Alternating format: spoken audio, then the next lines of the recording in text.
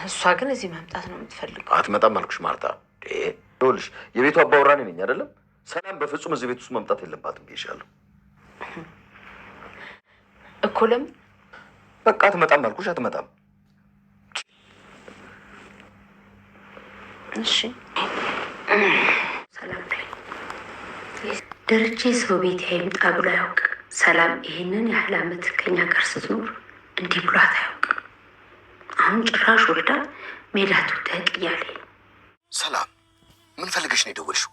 ናና ልጅህን ያው አባት ውስጥ እያሉኝ ነው ዘመዶቼ ሁሉ። በቃ በጣም እየጨቀጨቁኝ ነው። ትሰሚኛለሽ ሰላም፣ ለአንድ ሰው የዚህ ልጅ አባት ደረጀ ነው ብለሽ ትነግሪና የማታስቢው አደጋ ነው የሚደርሰው። እና ከንፋስ ወለድኩ ልበል እኮ ተመለሰሽ አንቺን የቤት ልትመጪ። አሁን እንዴ ጋሽ ያደገችው ልጄ ውዷ ልጄ ዳጣ እኮ እሱ ቤት ነው ያለችው። ሰላም ልታሳብጂኝ ነው እንደምትፈልጊው? ቆይ ልታሳብዱ ነው የምትፈልጉት? ወይዘሮ ማርታ ዛሬ ዳጣን በጣም አፋጣ ይዛታለች። እንግዲህ ወይዘሮ ማርታ ብዙ ነገሮችን እየጠረጠረችና ብዙ ነገሮችን ግራ እየተጋባት ከመጣ ውሎ አድሯል። እንግዲህ በመካከል በአብጌል ጉዳይ የተፈጠረውን ነገር በመካከል ቢያስረሳትም አሁን ላይ ነገሮችን በጣም ግራ እየተጋባት ነው። በተለይ አብጌል ያለቻት ነገር የዳጣና የሰላም ግንኙነት እንዲሁም ደግሞ የዳጣ እዚህ የመቆየት ጉዳይ ከዛም አልፎ እንግዲህ የሰላም ልጅ አባት እንዲሁም አቶ ደረጀ እያሳያት ያለው አክት በጣም ግራ ያጋባት ነው የሚገኘው። እንግዲህ አቶ ደረጀ ተደጋጋሚ ስለ አሁን በፊት ላይ ያለው ለሰላም ያለው ስሜትና አሁን ላይ ያደረገ ወይም ደግሞ እያሳየ ያለው አክት በጣም ተለያይቶባታል። ከመለያየትም በላይ ደግሞ በጣም ግራ ያጋባት ነው የሚገኘው። ምክንያቱም እሷ ይሄንን ስለማትጠብቅ በዚህም እንግዲህ እሷ በጣም ነው ግራ እየተጋባቸው የምንጣችሁ። እንግዲህ አሁን ላይ ያው ሰላም ወልዳ እንግዲህ 2 ሳምንት ሆኗታል። ወደዚህ ቤት ለመምጣት ትፈልጋለች እና እንግዲህ እንዳያችሁት ላቶ ደረጀም ደውላለት መምጣት ፈልጋለሁኝ ብለው ነበርና እሱ ደግሞ በጭራሽ እዚህ ግድም እንዳትመጪ መምጣት አይለብሽም። ምክንያቱም እንዴት ማርታን አይን ልታያት ነው ወይስ ምን አስበሽ ነው እያለ እየተናደደ ነበረ። እሷ ግን አይ ንገራትና አስፈላጊ ከሆነ እውነቱ ይታወቅና እኔ ዝሮ እዛ ከመምጣት አልቀርም ወደ ኋላ አይደለም፣ ምክንያቱም ልጆቼ በደንብ ማደግ አለባቸው በማለት ነው እንግዲህ ደረጀን እንትን ያለችው። በዚህም እንግዲህ አቶ ደረጀ በጣም ነው የደነገጠው እኮ። በቃ ድፍረትሽ እንደዚህ እስከዚህ ድረስ ነው? ምንድነው የምትፈልጊው? በቃ እኔ ከዚህ እኔን በህይወት ማጥፋት ወይስ ምንድነው አላማሽ? ከዛስ ምን እንደሆነ ነው የምትፈልጊው እያላት ነው የሚገኘው። ያው ቢሆንም ዞሮ እንግዲህ ወይዘሮ ማርታ ደግሞ በጣም በከባዱ ጥያቄ እየጠየቀችው ነበረ። ሰላም ልመጣ እያሰበች ነው ስትለው በጭራሽ እዚህ ቤት መምጣት የለባትም ብሎ የመለሰላትና እንዴት ለምን የሚል ጥያቄ መጣባ ማለት ነው። ምክንያቱም በፊት ለሰላም ደረጃ ያለው ስሜት በጣም ያዝንላት ነበረ፣ ለሰላም ማለት ነው።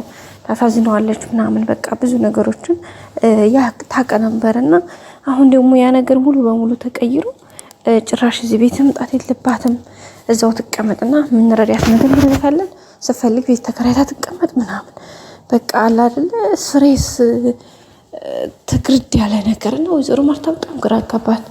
እንዴ ደሬ ምንድነው የተፈጠረው ነገር ማለት እንዴት የራሷ ጉዳይ እንዴት ሰላምን እንደዚህ ማለት ጀመር ካንተ እንዴ? እንኳን አይደለም ለሰላም የትሞድቅ ያላት ይሄን ያክል ጊዜ ከኛ ጋር የኖረች ሴት ይቅርና እንዴት ለምንም ለማታውቀው ሰው ስንት የምታዝን ሰው አይደለ እንዴ ደሬ? እንዴት እንደዚህ ያልክ? ከምን አንፃር ነው ይሄን ነገር ማለት የፈለከው ስትለው ነበር። አይ በቃ ተናገርኩ እንግዲህ ተናገርኩ ይሆናል በቃ ነገርኩሽ። ደግሞ ሲቀጥል ሄደን እናያት ምናምን ስትለው እንዴ ምን ልናደርግ ነው? ምን ሄደው ሄደን አይተናት መጣን አይደለ? ሄድሽ አይደል አንቺ ሲጀመር ሄደሽ መጥተሻል አይደል? በቃ ሌላ ምን ያስፈልግ? ታይታለች በቃ ባለችበት ልጇን ታሳድግ። በቃ እንደዚህ አይነት ስሬ ሲሆን አማርኛ ነበር ሲላት የነበረውና ወይዘሮ ማርታ በጣም ግራ ተጋባች። በዛ ላይ አብጌል እዚህ ጋር የነገረቻት ነገር አለ። በቃ እሱም እኮ ማርታን የጠረጠረች ምናምን ያውቃል ውስጡ አውቋል ኦሬዲ። ግን በቃ ለመቸነፍ አለ አይደለ? በቃ በዛ ልክ ነው። ሰላም ደውላ እንግዲህ ቤተሰቦቼ ዘመድ አዝማዱ ሁሉ የልጅሽ አባት ማን ነው የልጅሽን አባት አሳውቂን እያሉኝ ነው እና ልናገር ነው ብላ ነው እንግዲህ ደረጀ የነገረችው። እሱም በጣም ነው የተናደደው። እንግዲህ አስባችሁታል። በቃ አንቺ ሴት ልታሳብችኝ ነው እንዴ? ምንድነው ከኔ የምትፈልገው? ምን እንዲሆንልሽ ነው የምትፈልገው? እኔ በህይወት እንዳልኖር ልጆቹን አላባት ለማስቀረት ወይስ ምን ልሆንልሽ? አንቺ በቃ ካንቺ ምንድነው እያለ ነው የሚገኘው። ግን ሰላም አይ ጋሼ እንዴ ይህን ነገር አስተካክልና የሚሆነው ነገር ይሁን እንጂ ምክንያቱም እኔም እሺ ይሄኛው ልጄን ስዙ ላይ ያዘው ብዬ ቢባል ይታሰብ አንተ ምን አስበህ ነው? ዳጣ እኮ ካንተ ጋር ነው ያለችው። ዳጣን የመሰለች ልጄን እኮ ካንተ ጋር ነው ያለችው። ስለዚህ እንዴት እንደዛ ልትለኝ ትችላለህ? በጭራሽ ልጄ ጋር ማመጣለሁ ዳጣን እኮ ማግኘት ፈልጋለሁ እያለችው ነበርና እና ካሁን ቀደም እንግዲህ እየመጣች ታይታለች። ዳጣ አትበይ ብሏት ነበር ማለት ነው። እና አይ ለምን አብሬያት በቃ አብሬያቸው የእናትነት ፍቅር እየሰጠኋት ለዛውም ደግሞ ንገራት በቃ አለበለዚያ እኔ ራሴ እነግራታለሁ በማለት ነው እንግዲህ አቶ ደረጀን ሰላም ስታወራው የነበረው። በዚህም አቶ ደሬ እንግዲህ በጣም ተናዷል። በጣም ኤክሳይትድ ነው የሆነው። በቃ ስሜታዊ ሆኗል ምናምን። በቃ ተይኝ እባክሽ ተይኝ፣ በቃ ተይኝ፣ በቃ ለምን የሞቴን ቀን ልታቀርብ እንደዚህ የምትራወጩ ያላት ነው እንዴ ጋሼ ምንድን ነው ይሄን ያክል?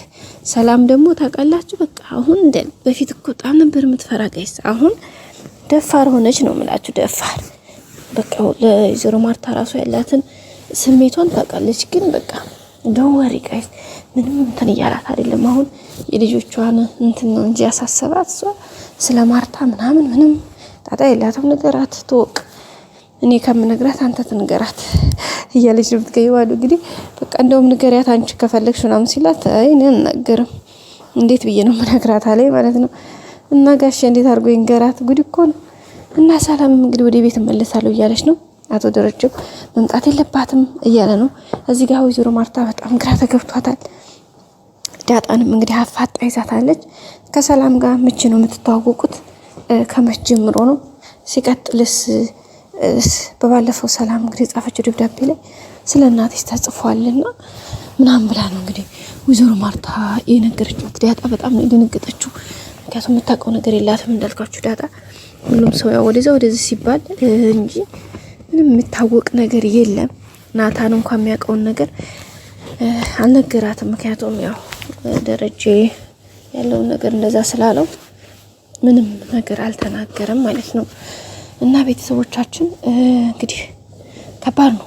አብኬል በዛ ላይ ለወይዘሮ ማርታ መግራት አለች። በቃ ወይዘሮ ማርታም እንግዲህ እንዴት እንደዛ ብላ ልጽፍ ቻለች ብላ ስትጠይቅ ያው የተሰጣት መልስ ከነገረች ልጅ ያለቻት ስለምትወዳት እንጂ ስለወለደቻት አይደለም የሚል መልስ ነው የተሰጣት። እሱ መልስ ግን ለሷ ይሄን ያክል አጥጋቢ ሆኖ አላገኘችውም ለማርታ ማለት ነው ቤተሰቦቻችን። እና እንግዲህ ያው በጣም እየተናደደች ነው የምትገኘው። ያው የሚሆነውን ነገር ለማስተካከል እየለፋች ነው። እንግዲህ ዳጣን ማፋጣ ይዛታለች። ዳጣ የምታውቀው ጉዳይ የላትም። በቀጣይ ክፍል እንገናኝ።